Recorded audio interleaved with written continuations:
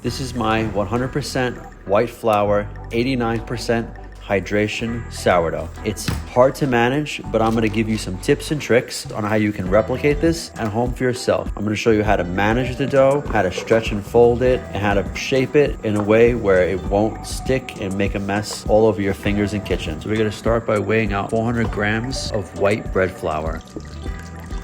Mix the flour in the water until there's no more dried flour left. We're gonna let this sit on the counter for 1 hour before adding the starter and the salt. This is called autolyse. Now we're gonna cover the dough, let it rest for another 30 minutes, and repeat this 2 more times. Make sure your starter is healthy, it's doubled in size, at least within a 4 to 6 hour period. You wanna make sure that it's domed and it's at its peak and is not started to fall. I'm using 100 grams of my starter at 100% hydration. And then I'm gonna be adding in 11 grams of salt. Make sure you wet your hands. Now we're gonna give this a really good mix until the starter and the salt are thoroughly combined. Cover the dough, let it sit for 30 minutes. Then we're gonna come back and we're gonna start our first series of stretch and folds. The stretch and fold technique is fairly simple. You just pick up about half the dough, you stretch it up with your fingertips, be careful not to tear it, jiggle it and wiggle it as you're picking it up, and as you feel the resistance, you just lay it down over itself, and then you do that in the 4 corners of the dough. Sometimes you do an extra fold if you feel like it needs it. Other than that, it's that simple. Now we're gonna cover the dough, let it rest for another 30 minutes, and repeat this 2 more times. Okay, let's talk about the bulk rise while I show you guys all the stretching and folding. A lot of people get this wrong, and a lot of people are confused by this concept. This can take anywhere between 4 to 6 hours, even longer. It depends how cold your kitchen is. The easiest way to do it is just to measure the increase of the size of your dough. You want a 50% increase. The best way to do this is to put it in a plastic container, put a rubber band around it, and see when it has increased 50%. It's that simple.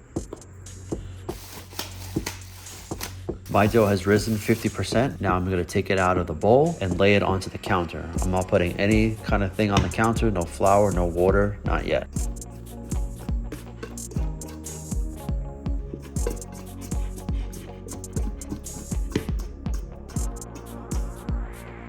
Now we're gonna pre-shape the dough. Using a bench scraper, we're gonna fold it in half, and then we're gonna start crisscrossing in the sides. Now using the bench scraper, we're gonna fold it over onto itself. If your dough is sticking to the bench scraper, feel free to mist it or wet it at this point. Now it's time to wet our hands really well. We're gonna wet both hands and we're gonna drag and slide the dough across your table. This is gonna create surface tension.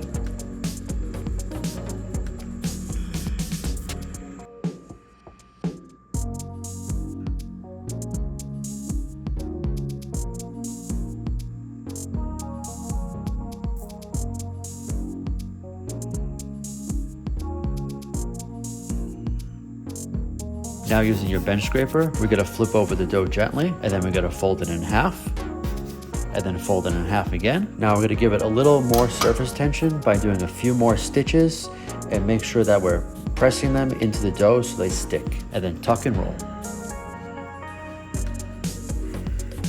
Now we're gonna place it in the banneton with the seam side up.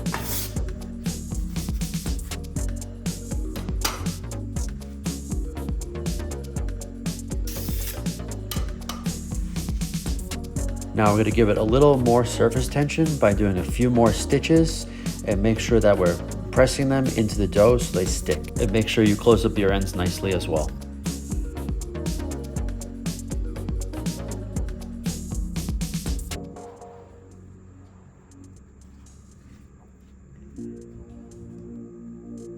Now we're gonna dust the top,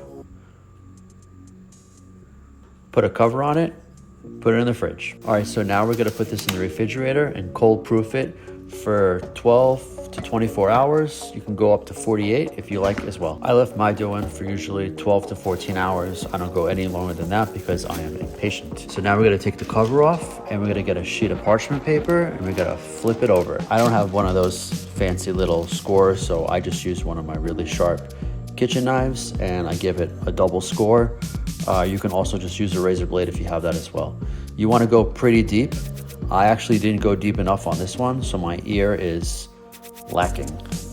I usually preheat my oven at 500 degrees for about an hour with the cast iron skillet in there and with that baking dish that's full of boiling water. And then I bake it for 40 minutes. Internal temperature must read 205 when you take it out.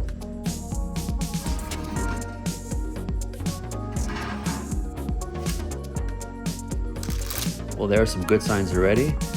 The bread sounds hollow, it's crispy, it has the color that I like, and it has all those little micro blisters on top, which tells me that it fermented pretty nicely. Well, that's pretty much it. I mean, it's a pretty straightforward process, but at the same time, it's pretty technical and it's gonna take you guys a lot of practice to get it right. It's taken me like at least 50 times where I'm pretty happy with the way my breads are coming out now. I hope you guys enjoy this and I'll see you on the next one.